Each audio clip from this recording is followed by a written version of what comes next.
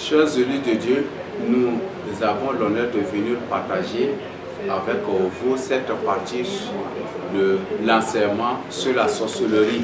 Que notre caméraman de la fois passée avait oublié de cliquer sur jouer et cela nous avons ensemble ici vu, mais ça n'a pas été enregistré. C'est comme ça que nous sommes, c'est pour cela que nous sommes obligés de venir pour faire ça, pour raccommoder à l'autre partie que nous n'avons pas encore traité pour mettre à votre disposition. Donc la fois passée, tel que nous avons vu la fois passée ensemble, nous avons parlé des illusions des sorciers. Donc au point 18, nous avons parlé des illusions des sorciers. Dans les illusions des sorciers, nous avons la réincarnation. Nous avons la réincarnation. Tous les sorciers croient qu'un jour ou l'autre, ils seront réincarnés pour travailler, pour opérer, pour éviter l'enfer. Et beaucoup croient qu'après la mort, ils régneront avec Satan. Ça, c'est aussi leur illusion.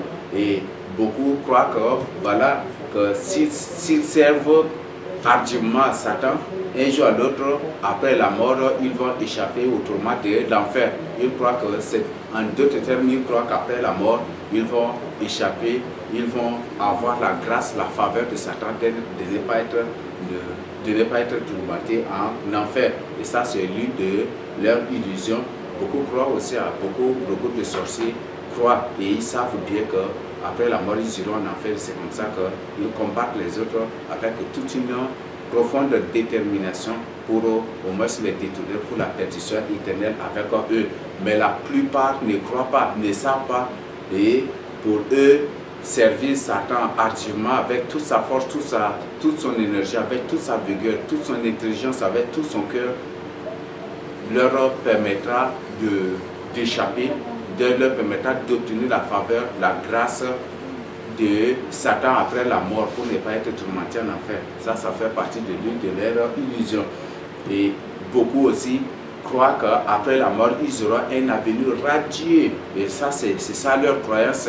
Et je qualifie cette croyance d'une illusion. Donc, c'était ce que nous avons vu la fois passée. Et c'est juste un rappel sur cela. Au point 19, nous allons voir l'attitude des sorciers. Donc ça c'est le point 19, l'attitude des sorciers. Un sorcier, tous les sorciers, il ne s'agit pas d'un seul sorcier, mais tous les sorciers considèrent les humains normaux qui ne sont pas dans la sorcellerie comme des moutons. Donc ils les considèrent comme des moutons. Je crois que vous pouvez témoigner plus que, comme on a dit que la franc-maçonnerie c'est la branche de la sorcellerie, les Illuminati c'est la branche de la sorcellerie. Donc tout cela ce sont les branches de la sorcellerie. Donc ce sont les branches de la sorcellerie. Donc on a bien découvert, on a bien appris que les francs-maçons considèrent tous ceux qui ne sont pas dans la franc-maçonnerie à des moutons. Et ils nous prennent comme des moutons. Donc c'est comme ça, c'est pour ces gens qu'ils nous manipulent et même ils créent des problèmes et ils viennent avec des solutions. Et ils créent des choses, ils montent grossièrement comme ils possèdent les antennes, ils possèdent la radio leur appartient, les antennes de télévision, tout leur appartient et ils partent sur les antennes à volonté. Ils racontent de n'importe quoi dans le but de manipuler les autres et ils nous considèrent comme des moutons. Donc, un sorcier est celui-là qui considère celui qui n'est pas dans la sorcellerie comme un mouton. Même eux-mêmes, je suis sûr et certain parce qu'il y a une hiérarchie dans la franc-maçonnerie où ceux qui sont hautement avancés, ceux qui sont au niveau peut-être 32e degré ou 33e degré, et ils manipulent aussi ceux qui sont qui sont au premier, peut-être 2e, 3e, 4e, 10e degré et ils les considèrent aussi comme des moutons. Donc tous les sorciers, les hauts sorciers, tous, mais pire encore, tous les sorciers considèrent les autres qui ne sont pas à leur niveau comme des moutons. Mais le cas ici, c'est un cas général. Et c'est un cas général. Une personne qui vient d'être initiée à la sorcellerie et qui a déjà le pouvoir de la sorcellerie, qui a déjà signé un pacte avec Satan, automatiquement, juste après le pacte, il considère les autres comme des moutons qu'il doit manipuler à tout moment, influencer à tout moment et manigancer. Il manigance tout pour manipuler les gens. Donc, c'est ce que les sorciers font et c'est ce que les sorciers sont et de cette manière qu'ils considèrent les autres.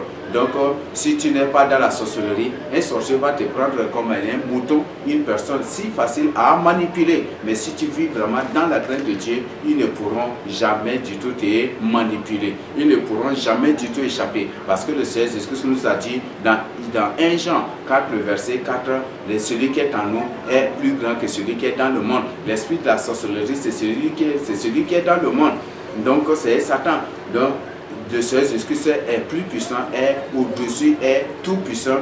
Et c'est lui le Créateur incréé, c'est lui le Fils de Dieu. Et il nous a rendu aussi, comme lui il habite en nous, nous avons au moins sa sagesse divine, nous avons au moins son intelligence divine. Et c'est lui c'est par lui, à cause de lui et avec lui, et par sa présence en nous, que nous ne pourrons pas être manipulés par des sorciers. Si c'est pas ça, si ça dépendait de nous, ou si ça dépend de nous, ou par notre propre force, par nos propres forces ou capacités, on ne pourra pas vraiment échapper. Donc, c'est de cette manière que les sorciers considèrent les autres, tous ceux qui ne sont pas dans l'occultisme, dans la sorcellerie, comme des moutons. Si tu n'es pas dans la franc-maçonnerie, tous les francs-maçons te considèrent comme un mouton, si facile à manipuler. Les Illuminati, c'est la même chose, les Rosicruciens, c'est la même chose, ceux de la Rotary Club, c'est la même chose, ceux qui sont dans l'hindouisme, c'est la même chose, tout. C'est de cette manière qu'ils considèrent les autres des moutons à dévorer, des moutons à manipuler, des moutons à s'ébaucher. Au point B, leur deuxième attitude, ils considèrent les autres comme des poulets rôtis ou des chèvres à dévorer. Donc, tout sorcier, quand il te voit, tu es comme un poulet rôti. Je crois que vous-même, vous pouvez ressentir certaines réactions lorsqu'on passe avec un poulet rôti. Donc, c'est de cette manière que les sorciers considèrent les autres. Ils te prennent comme une chèvre à dévorer. Donc, les sorciers, en te voyant, il a l'envie ardente de te dévorer, de te manger vif. Même ils n'ont pas peur aussi de dire que je vais te manger vivant. Parfois, dans certaines causeries, ils tiennent ce langage. Et si une personne tient un tel langage, chasse bien que c'est une personne qui est dans la sorcellerie. C'est une personne qui a l'esprit de Python, qui a des démons en lui. C'est une personne qui a des démons en elle. Donc, c'est de cette manière qu'ils nous considèrent. Donc, ils nous voient, ils nous considèrent comme des poulets rôtis et des chèvres à dévorer. Donc, c'est une information. Mais si toi, tu es en Christ, tu n'es jamais du tout un poulet rôti et tu ne seras jamais du tout une chèvre pour eux. Ils ne pourront point du tout te dévorer. Ils ne pourront point du tout mettre la main sur toi pour t'égorger. Le Seigneur Jésus a dit à Jérémie, ils te combattront mais ils ne te vaincront point du tout. Donc pour dire que les sorciers peuvent t'attaquer, ils peuvent te combattre mais ils ne pourront jamais du tout te détruire. Ils ne pourront jamais du tout te vaincre. Ils ne pourront jamais du tout. Donc ils pourront tout faire mais ils ne pourront jamais du tout te vaincre. Ils ne pourront jamais du tout te transformer en poulet ou en chèvre pour te dévorer. Parce que toutes les victimes de la sorcellerie, tous ceux qui sont victimes des sorciers, la plupart sont transformés en poulet, la plupart, certains sont transformés en chèvre, en d'autres animaux et dévorés par eux, ou peut-être leurs chairs sont présentées au marché sous le voile de la viande.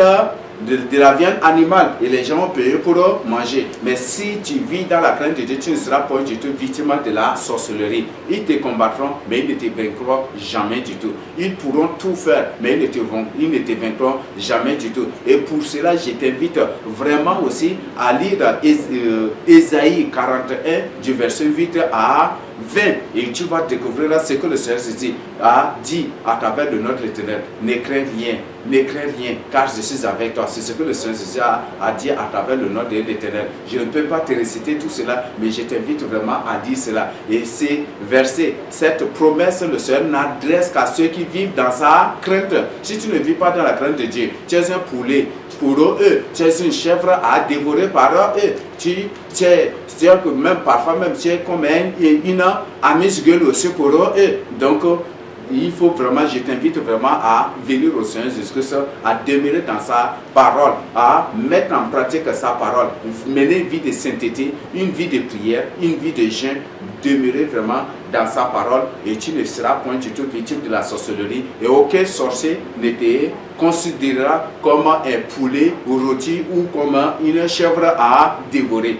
Donc quand ils te verront, ils vont prendre fuite, mais celui qui ne vit pas dans la crainte de Dieu, quand ils le voient, leur salive coule parce qu'ils ont en face d'eux des poulets rôtis ou des chèvres grillées. Et donc, des chèvres couleront. Mais pour toi qui vis dans la crainte de Dieu, quand ils te voient, c'est autre chose. C'est un feu dévorant. Et ils ne peuvent pas supporter ta présence. Ils vont te fuir d'un Dieu, ils vont te fuir d'un autre coin. Et ils ne pourront même pas te voir aussi en face parce que l'Esprit de Dieu est en toi. Mais pour toi qui ne vis pas dans la crainte de Dieu, ils n'auront même pas peur de toi, ils n'auront même pas aussi peur de s'approcher de toi, ils n'auront même pas aussi peur de rester avec toi pour causer. Mais pour toi qui vis vraiment dans la crainte de Dieu, ils ne pourront pas parce que ta présence même c'est déjà des flammes de feu.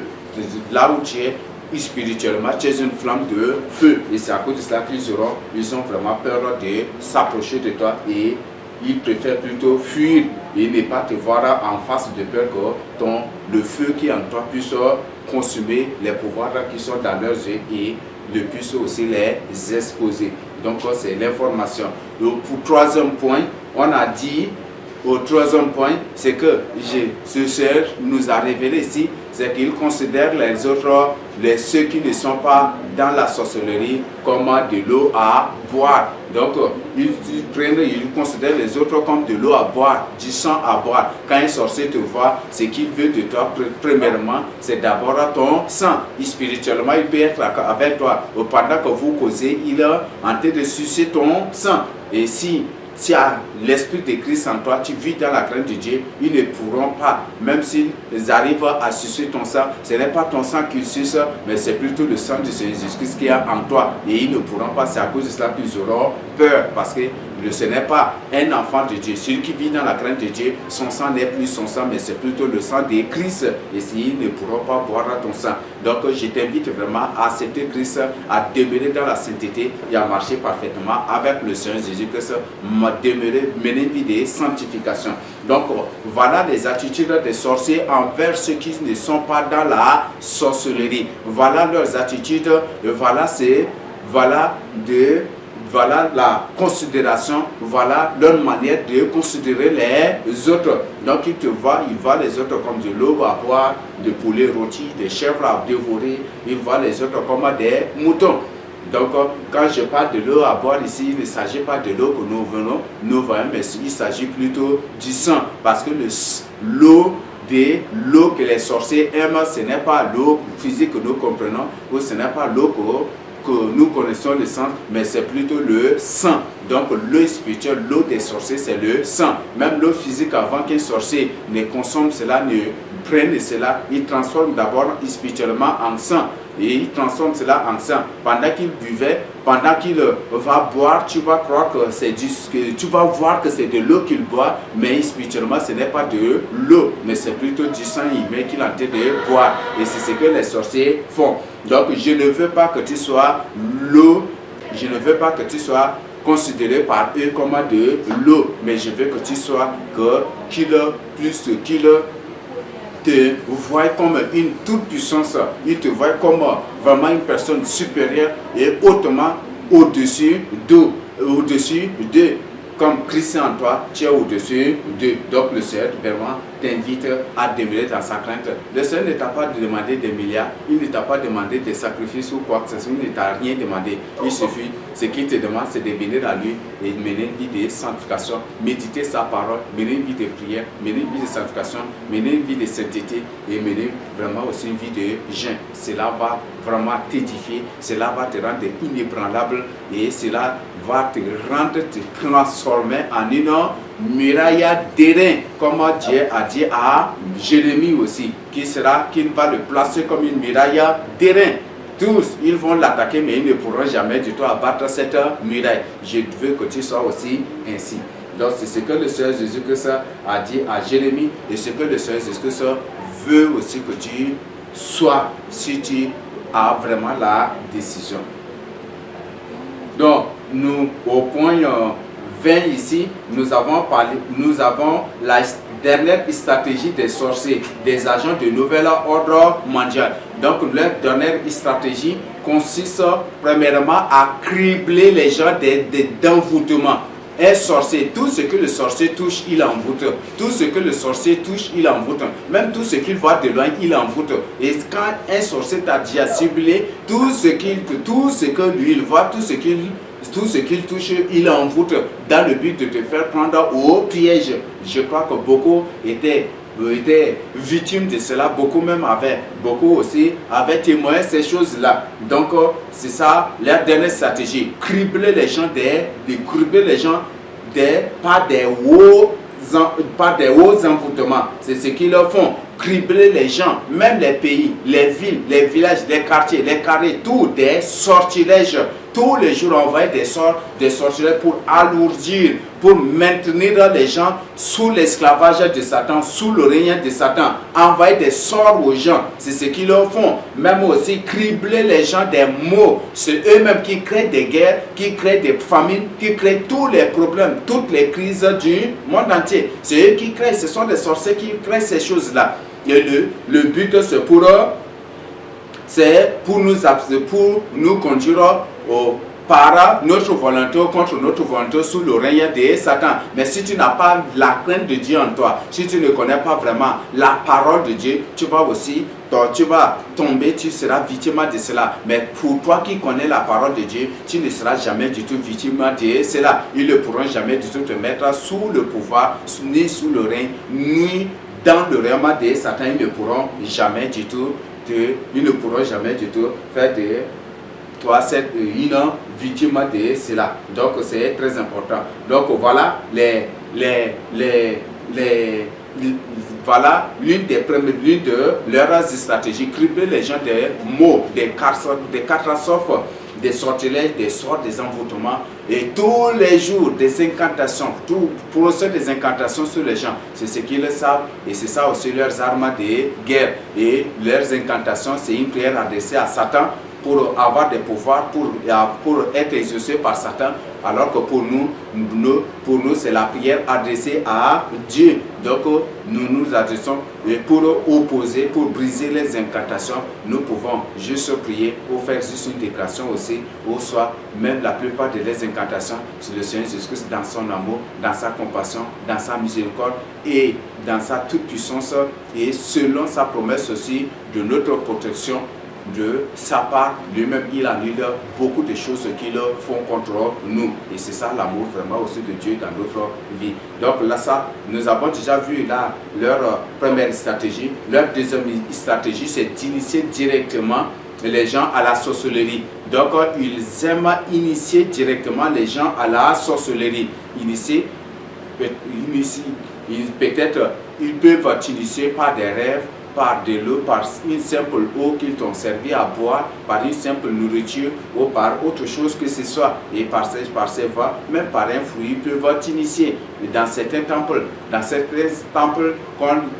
que les gens appellent les temples chrétiens ou l'église de Christ, c'est par des fruits qu'ils initient les gens à la sorcellerie, et c'est comme ça c'est ce qu'ils font. Donc ça fait partie de leur stratégie. Donc la dernière stratégie aussi des sorciers, c'est d'initier maintenant directement les gens à l'occultisme. Le but c'est pour aboutir où? Pour aboutir à l'ordre mondial. Parce que Satan veut qu'au moins quand il va prendre le pouvoir, quand son fils Bézovour va prendre le pouvoir, que l'humanité entière soit une humanité sorcière ou une humanité des sorciers pour mieux régner. Mais s'il y aura des enfants de Dieu, peut-être s'il y aura des enfants de Dieu par leur prière, ça ne va pas vraiment marcher. Et c'est à cause de ça que cette stratégie est développée par des sorciers qui d'initier les gens. Et là, beaucoup plus, vous qui êtes des serviteurs de Dieu, faites vraiment attention. Vous qui êtes choisis par Dieu, vous devez vraiment faire attention. Toi qui tiens vraiment au salut de ton âme, tu dois faire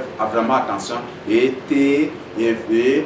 t'abstenir de manger chez n'importe qui, t'abstenir de boire chez n'importe qui, t'abstenir de prendre n'importe quoi pour manger. t'abstenir de payer de n'importe quoi aussi, même au marché pour manger. Parce que les sorciers, tous les jours, ils contrôlent les gens. Mais si tu ne fais pas attention, pour aller comme ça au marché, ils peuvent te tendre ces pièges-là au marché. Si un sorcier a déjà reçu une mission pour toi, il devient ton garde-corps. Donc partout là où tu iras, il sera avec toi. Même si physiquement tu ne le vois pas, spirituellement, il est avec toi parce qu'il t'a déjà ciblé. Donc ne dis pas qu'en allant au marché, tu es seul et c'est Dieu seul qui te voit. Non, les sorciers te voient. Même les sirènes, ils te voient aussi. Même Satan aussi te voit. Et il contrôle et il surveille, il te voit. Et tous tes déplacements au moins se sont contrôlés et sont observés, sont remarqués, sont localisés, identifiés par eux. Et toutes les opérations, même de tes déplacements, tout ça sont surveillés et sont contrôlés. Mais c'est Dieu seul qui te protège. Donc ne dis pas que non, en allant au marché, j'étais seul. Non, ne dis jamais cela. Si physiquement tu étais seul, au moins ça.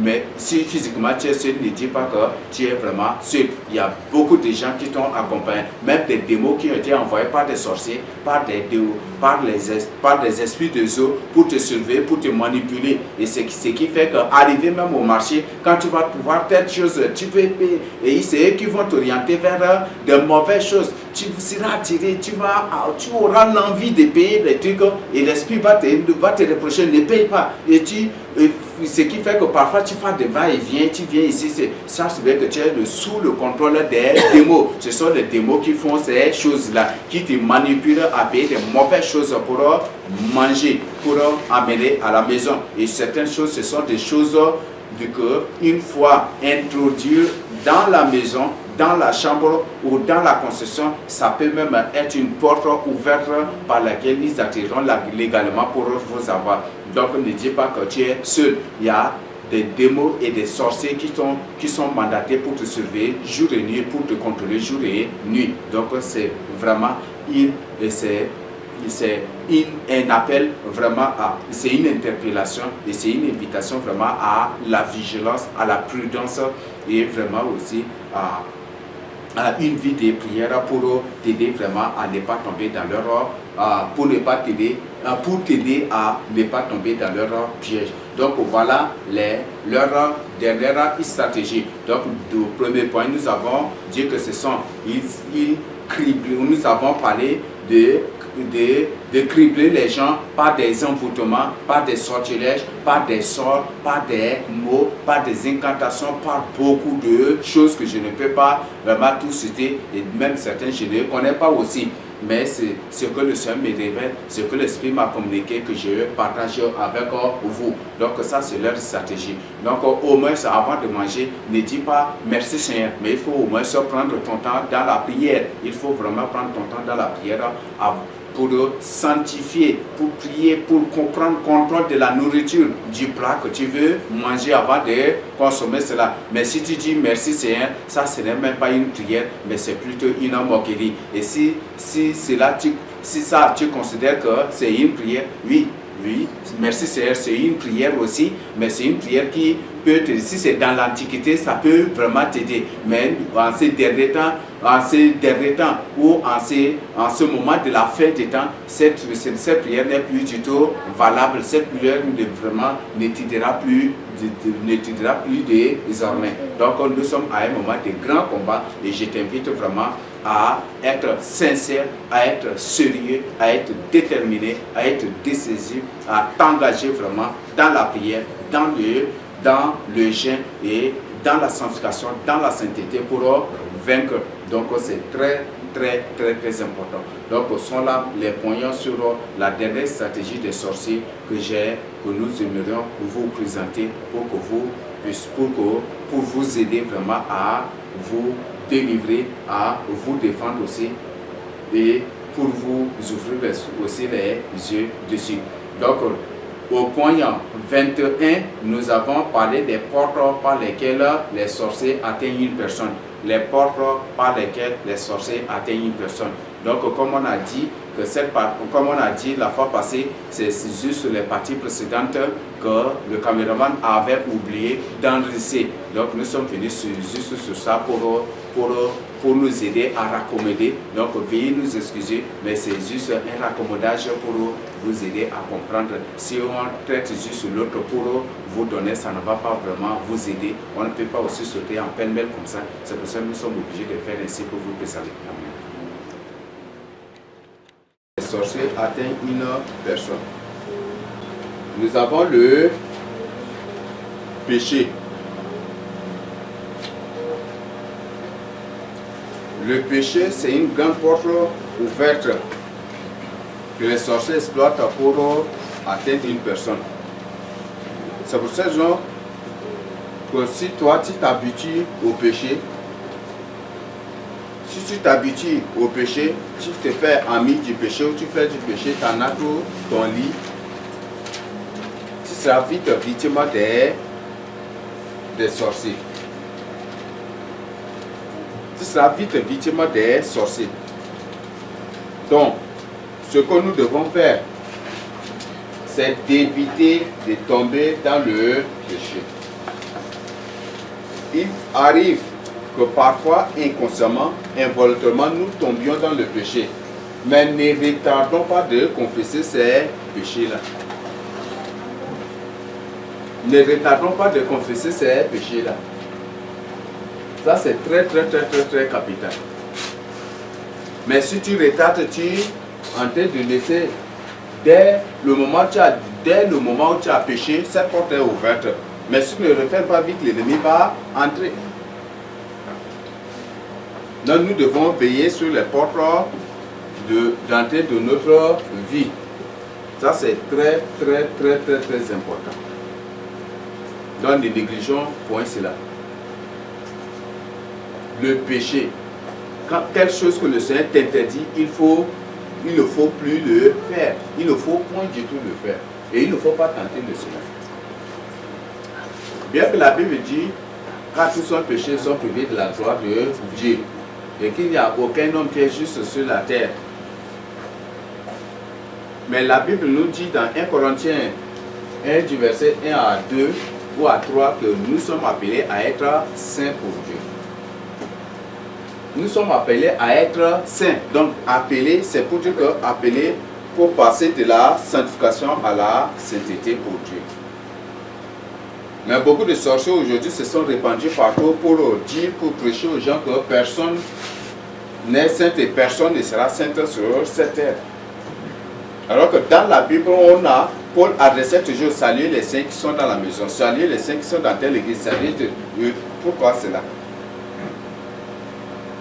Donc, c'est la doctrine des sorciers ici. Si tu crois qu'il n'y aura personne qui sera sainte, c'est la doctrine de la sorcellerie ici. Ça, c'est ce que je voudrais que tu comprennes. Nous sommes appelés à être saints. Être saint, c'est pas... Ne confondons pas la sainteté avec la perfection. C'est ce que je voudrais que nous puissions comprendre. Ne confondons pas la sainteté avec la perfection. Mais nous pouvons être saints. On peut être saint. La sainteté, c'est quoi? Par exemple, aujourd'hui, tu as découvert que le vol, c'est mauvais. Tu as abandonné le vol. Tu as découvert que telle chose, c'est mauvais. Tu abandonnes et tu refuses catégoriquement de faire cela. C'est ça déjà le processus de la sainteté. Et au fur et à mesure, tu découvres, quand le Seigneur te communique, tu découvres d'autres choses, tu mets en pratique, c'est ça le processus de la sainteté. Se masturber, c'est pas bon. Utiliser les préservatifs, c'est pas bon. Faire ceci, c'est pas bon. Les maquillages, c'est pas bon. Tricher, c'est pas bon. Tromper, c'est pas bon. Escroquer, c'est pas bon. C'est ça le processus de la sanctification. Et ça conduit directement à la sainteté. Donc, ne confondons pas la sainteté avec la perfection. Mais à force ou en demeurant déjà dans la sainteté, tout en aimant la sainteté, l'intégrité, la justice de Dieu, on devient parfait aussi devant Dieu. Donc c'est ce que la Bible nous dit. Quand la Bible, c'est dans 1 Corinthiens, je dis 1 Corinthiens, 1 Thessaloniciens, pour que Dieu veut que nous puissions être, que son église soit irrépréhensible et irréprochable. C'est ça la perfection que le Seigneur réclame de son église. Donc c'est ce que nous devons comprendre. Donc le péché, c'est très important. Parler à la légère, penser à la légère, décider à la légère. Faisons vraiment attention parce que ça va nous conduire très loin. Négliger. Peut-être je suis avec mon téléphone, une soeur m'envoie un message, je connais déjà son intention, je réponds, après on s'écrit, on répond et finalement on entre dans une autre causerie, on est en train de nous suyer déjà. Tu connais déjà son intention, il faut la reprocher ou soit tu ne réponds plus à son message. Mais quand tu tentes, tu es en train de te suyer, c'est une porte que tu es en train d'ouvrir dans ta vie. Si une sœur s'intéresse beaucoup de moi et que je connais déjà son intention, je dois prendre ma distance. Ou soit je dois lui dire. Mais si connaissant bien son intention, je continue, je m'obstine toujours à être, mais on va entrer ailleurs, on va entrer dans autre chose. Donc ça, c'est très important. Si je sais bien que moi, je suis faible, si une femme vient et qu'à deux, dans ma chambre, on ne va pas, on va tomber dans le péché, est-ce que je suis obligé de l'accueillir chez moi? Est-ce que je suis obligé de l'inviter? C'est une soeur, même si elle vient pour la prière et que par la suite, je risquerais d'être tenté, je ne vais pas accepter. C'est une mesure que tu dois prendre. La vie chrétienne, c'est une vie de sagesse, ce n'est pas une vie à navigation à vue comme ça. Paul a dit que lui, il bat, mais il ne bat pas l'air. Donc, ce n'est pas une vie à navigation à vue, c'est une vie de sagesse aussi. Lisez bien Proverbes chapitre 1, chapitre 2, chapitre 3, chapitre 4, chapitre 5 et jusqu'au chapitre 8, vous allez découvrir l'importance de la sagesse. C'est très important. Habituez-vous à méditer aussi à tout moment le livre de Proverbes, ça va beaucoup vous aider. Proverbe nous interpelle toujours à la sagesse, à acquérir la sagesse. Donc c'est très important.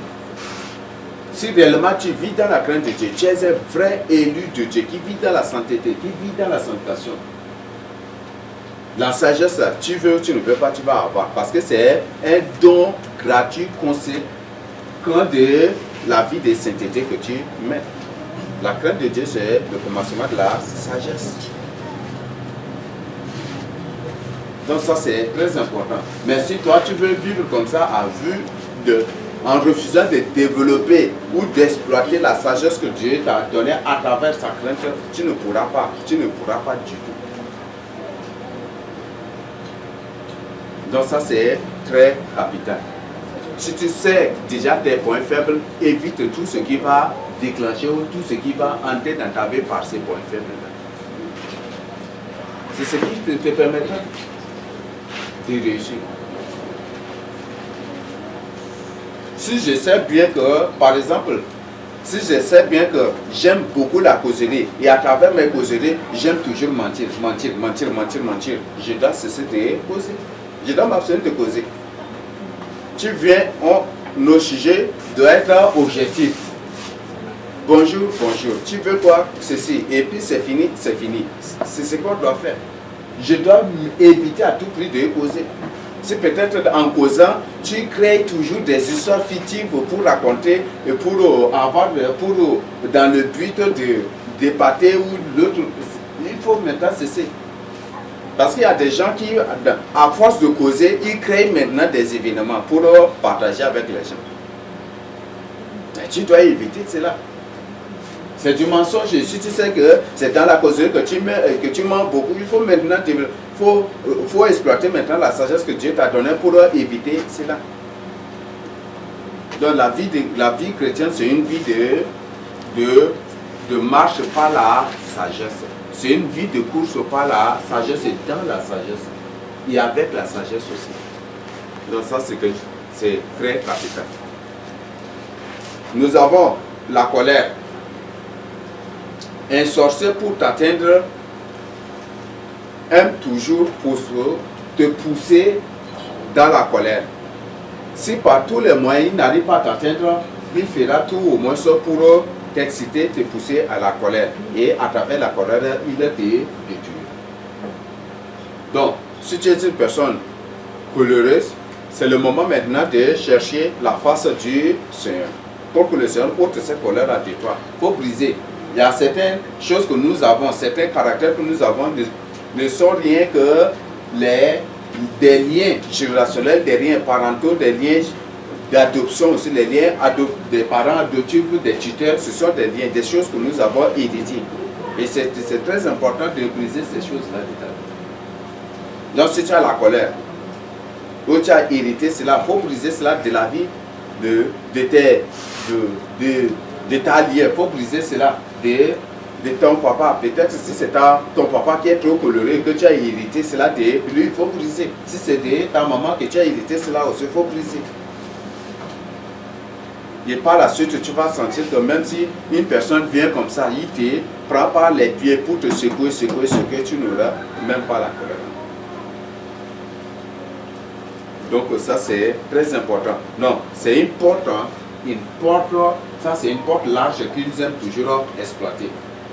Et sache bien que toute personne qui veut à tout prix te mettre en colère, tous les jours te mettre en colère, sache bien, et que c'est quotidien, c'est régulier. À tout moment, c'est la même personne qui veut te mettre en colère. Je sais bien que c'est une personne qui est dans l'occultisme. Ça c'est très capital. Et si c'est ton enfant, c'est toujours comme ça aussi. L'agitation. Il y a beaucoup de gens qui sont agités.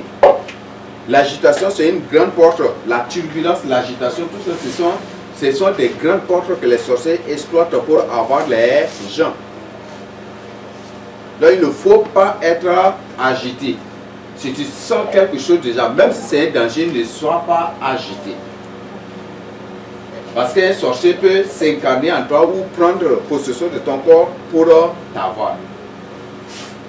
Donc ne sois pas agité du tout. Ça c'est très important. L'agitation. Beaucoup de gens sont agités. Ce sont des gens qui ont l'esprit, les démons de l'agitation en eux. Il faut chercher à te faire l'auto-délivrance. La peur, la crainte. Un sorcier, si toi tu aimes beaucoup, peut-être tu crains beaucoup les sorciers ou tu as peur des sorciers, en les voyant tu trembles, des trucs comme ça, sache bien que toi-même tu t'exposes déjà. Par le fait d'avoir peur, de les craindre, c'est une autre forme d'adoration que tu accordes à leur puissance et au pouvoir qu'ils détiennent. C'est de ne point craindre, c'est de ne point avoir peur d'eux. Pour cela, je nous invite à lire minutieusement Ésaïe 41 du verset 8 à 20. Lisez ça là minutieusement. Ne crains rien, car je suis avec toi. Ne crains point, car je suis toujours ce que le Seigneur nous dit. Ésaïe 41, 8 à 20. 1000 et 1000 fois le mot ne crains rien est répété dans la Bible. La phrase ne crains rien là est répétée à 1000 reprises dans la Bible. Donc, c'est très important. Élisée, lorsque les Syriens, la troupe syrienne était venue pour l'éliminer, pour le prendre, son serviteur avait peur, non? Il avait peur, il avait crainte, il avait la crainte de mourir et après il était agité. Que ferons-nous? Que ferons-nous? Que ferons-nous? Voilà qu'ils sont venus, ils ont encerclé toute la ville. Que ferons-nous? Que ferons-nous? Mais qu'est-ce qu'Élisée lui dit? Il ne faut pas craindre car ceux qui sont avec nous sont en plus grand nombre que ceux qui sont avec eux. Malgré cela, le serviteur n'était pas encore rassuré.